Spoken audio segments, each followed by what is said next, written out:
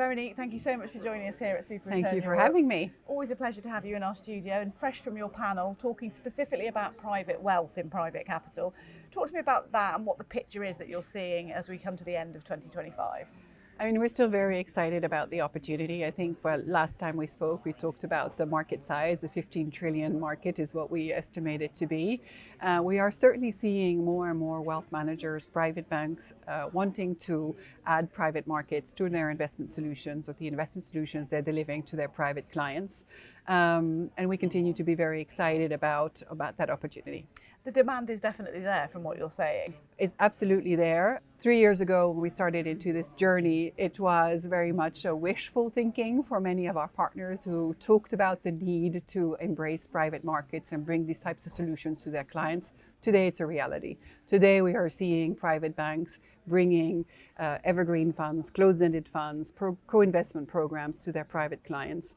Private clients in Europe have been very underserved when it comes to allocations to private markets. And it's the moment in time now with this need for more diversification in clients' portfolios. Yeah, so diversification, and also this money can be put to good use. It's much needed. It is absolutely needed. Yeah, we're seeing the need for private capital in Europe in particular. We're seeing the roles that firms like Apollo can play as part of the themes around green transition and what we like to call it the industrial renaissance, but whether when we think about the investments that need to be made in AI, infrastructure, we talked about green transition, there is a fundamental need for private capital.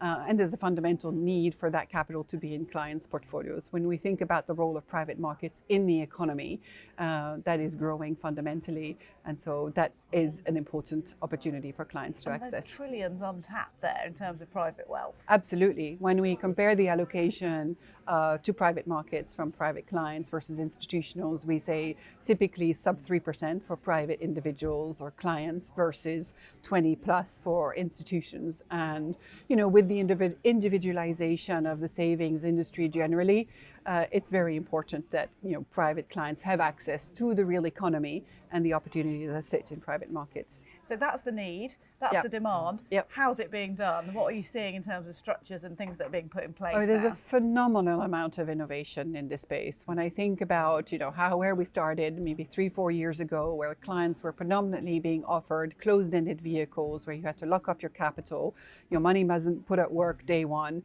to now a whole suite of options in evergreen semi-liquid vehicles, be that through Part 2, be that through LTIF, through LTAF. So the range of options that are now being given to clients is much broader, which is really important in terms of accessing all these savings pools, whether they may be direct investments, maybe that might be through life insurance contracts, DC, retirement products, etc. So the range of optionality is just important and has been immensely improving.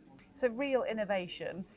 When there's innovation like that, there has to be a few safeguards in place. What would you say in terms of what's there to protect those investors, to make sure that money is being put to good use and put to the right places? I think it's a very, very important point that you make. I mean, we certainly have seen a regulator that both in Europe and the UK is encouraging even retail investors to now have access to private markets, which is something that we want to embrace, but it has to be done with all the right risk assessments and suitability assessments that need to be made. Clients need to fundamentally understand that if they're coming into private markets, these are fundamentally illiquid assets. When we provide semi-liquid vehicles, it's important that clients understand what the real liquidity features are of these vehicles, that private markets need to be part of a diversified portfolio.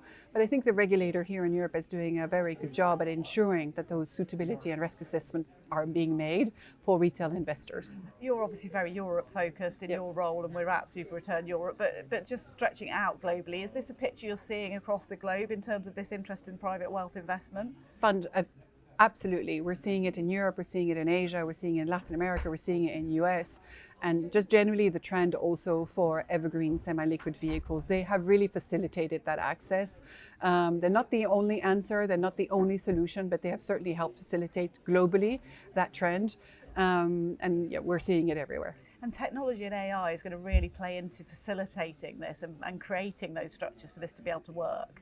Technology plays a fundamental role when it comes to delivering the structures, when improving the client journey, when we think about also the continued innovation when it comes to tokenization, fractionalizing shares, etc.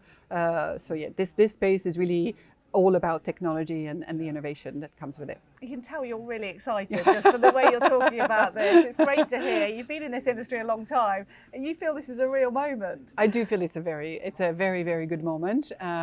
And it's really exciting because, again, we feel like we're only scratching the surface. There is so much more to come, so much more innovation, so much more growth. So it's very exciting. And we're always very excited to have you in our studio. So thank you so much, Veronique. Thank Great you for to talk having to me. you as always. Thank you.